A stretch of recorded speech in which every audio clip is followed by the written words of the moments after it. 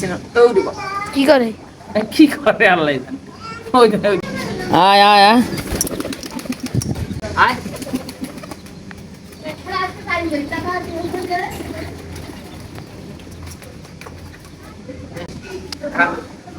আবার এটা খালি ঘাড়ে আইবো মাথায় আইবো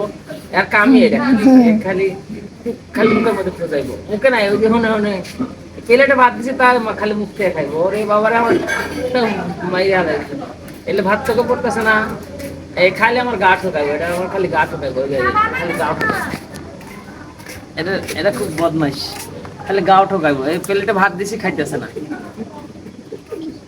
ও এই দেখ রাগ উঠে না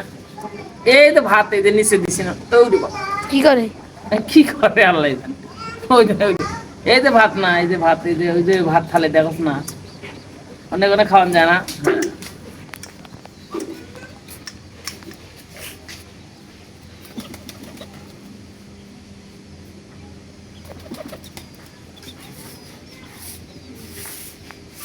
আসলে শাকসবজি শরীরের জন্য খুব উপকার এই জন্য কবিদের মাঝে মধ্যে শাকসবজি দিয়ে ভাত খাওয়াবেন কবিতা সুস্থ থাকবে ভালো থাকবে